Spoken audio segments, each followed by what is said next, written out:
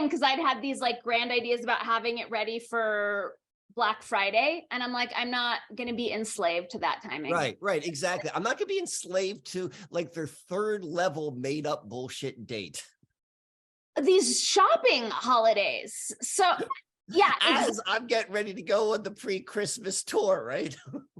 And I will rationalize, like, your products are paradigm shifting products. These are products that help people liberate themselves from these enslavement constructs. Yeah. Yeah, I want in. We can brainstorm after, because my mind's already like people who are on your tour and different ways you can get around Square. I mean, there's always the just like cash only. Well, exactly. Like, and that's probably what I'm going to do. But then, well, yeah. So I've got a couple other, tricks up my sleeve though. Okay. But so like, because I'm just trying to think, like, I mean, like we're talking about this. You and I are both asking the same fundamental question. Is like, you know, how do I interact with the machine to help the folks like to learn that it's a friggin' machine, and then they can decide for themselves if they still want to be in the machine, right. but without then me becoming the machine, you know, all of that sort of stuff. Exactly. Yeah. But it feels like this is a blessed endeavor that you're undertaking. Just the fact that you found someone local to do all of these pieces, like I have no doubt that the rest will unfold just as easily, gracefully, and magically. Unless, yes. What is the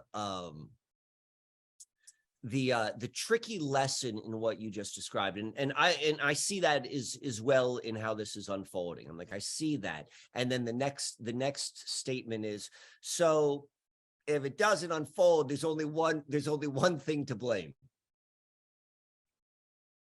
right? Because everything else is like, all right, I'm meeting you halfway, if not even more than halfway. And so that's like the and it all, like, as we're talking this through, like, you know, it makes sense. Like, of course, like the next level of whatever someone's next level is going to be, there has to be a period of self-reflection. There has to be like, how do I bring a different, you know, a different expression of myself into like this next iteration.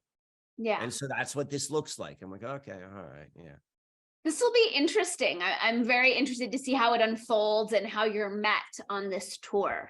Right. It'll be cool. All right. Yeah. So you mentioned that the Starboard helps people out of, wait, you used a specific word. It wasn't deconditioning. So you and I have talked about time before, but in terms of like today's topic, daylight savings time, like how are we conditioned by time? How do you see us being well served by some deconditioning? And like, how does it relate to today being like this like portal of a different level or layer of conditioning? So, all right, I'm gonna, great question, and thank you. I'm gonna try to go in reverse order. What you mentioned, like today being this portal of, and the way you framed it, or at least the way I took it, was like you kind of made it a little bit more open-ended. Like, what exactly is the day of daylight savings, like when the shift happens, and framed it in a way like there's a lot of ways to look at it, including like it's an opening, it's a portal. And I like, because I like to tell conspiracy ghost stories. Like, I like to lay into or lean into the more like the they and the us and the, you know, that, because that's fun. That's kind of fun. Like, I get it. But like the truth of the matter is, like, daylight savings it's an event. It's an event which, like, we can meet any way which we want to. And you don't know that you have choices until you begin to become aware that, like, oh, there are choices. There's a thing happening. And then you're like, well, what do I want to choose? And then maybe you ask, like, well, why do I want to choose it, and so forth. So this is what is happening with, I'll build up my logic. So, all right, we begin with the, with like the real kind of philosophical, like there's no such thing as linear time, and like yeah, there's a truth to that, but like yeah, you still experience it in linear time, like you know, there's that you can't, so there's that. And so at linear time there are actual objective markers. They're not precise per se, but like sunrise, like that's a thing. Like that's a moment, and we could all agree upon it. Sunset, that's a thing. The moon can be used as a timekeeper in a way. If you know what to look for in the heavens, you could use like planets and stuff, and like maybe shadows with like, so like that stuff is like, we're looking at the idea of no time to like, okay, there are some built into the what I'll call the realm, like markers of when things are different, which everyone can agree upon. So there's that. And now we're then moving into this idea of mechanical time. You know, the 24-hour day, the 12 hours and so forth. And we can tie all that back, at least the histories they tell us, this is all like Babylonian, like this is, or at least Sumer, you know, Mesopotamian sort of stuff, like dividing circles into like 1260 ratios, and beginning to think about the future already in the lens of this existing. I like the idea of Babylon being a general term referring to like a system of hierarchical control and domination, regardless of the outer form. So I'm going to use that. Like this, when you are thinking about the future in the language of like, you know, whatever language you're thinking about it, like that's how you're already envisioning, like this is what I'm stepping into, even before it's happened. Like I've already positioned, and you're thinking about it in terms of you know, these Babylon sort of archetypes, which is duality and hierarchy and money and taxes and humans, all that stuff. It all comes to the same place. Okay, so we know that about time, and we know that the mechanical time, particularly how we use it now, is a way of framing up our reality in terms of a specific system. So like all of that is true. And then there's the pragmatic aspect, which is one, you could say like the time, using specific mechanical time, like it holds a purpose. We can say like you and I agreed upon meeting at 3 o'clock or 3 o'clock my time. And, you know, it allows us to do that. Like, yeah, there's a certain benefit. I can see that. So there's a truth to that. But all it does is the system, it's the time system, like the way it works. And this isn't necessary. This is a description of what it is, as opposed to a description of, or a moral judgment of what it is.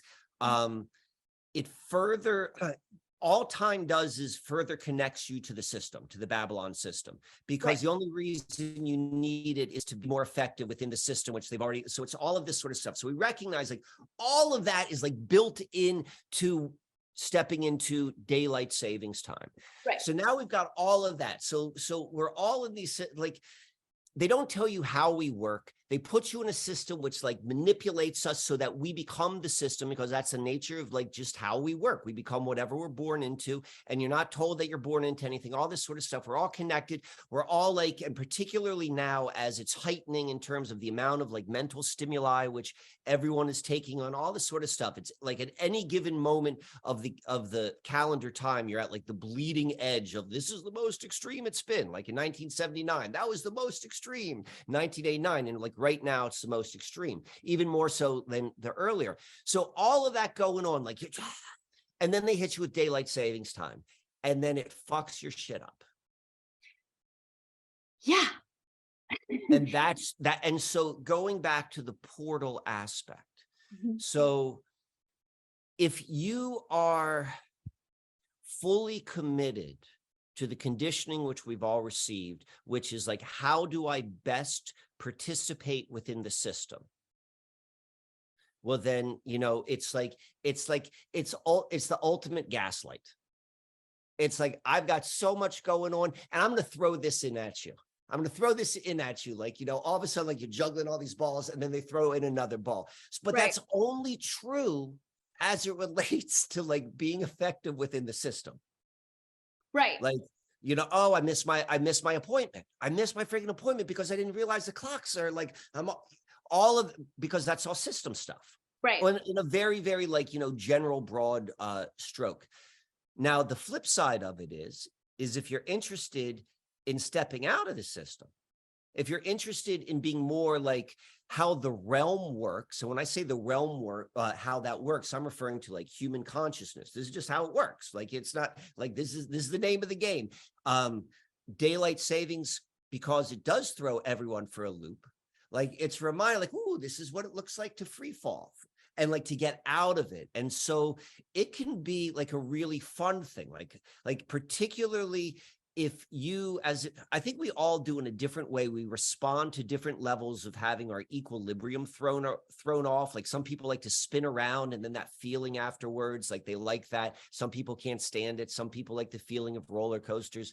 Some people like the feeling which like substances give them, like, but they're all about getting us out of our like normal, like, state. Right. This is the same thing, but mostly like in your understanding of time. And that's a consciousness sort of construct.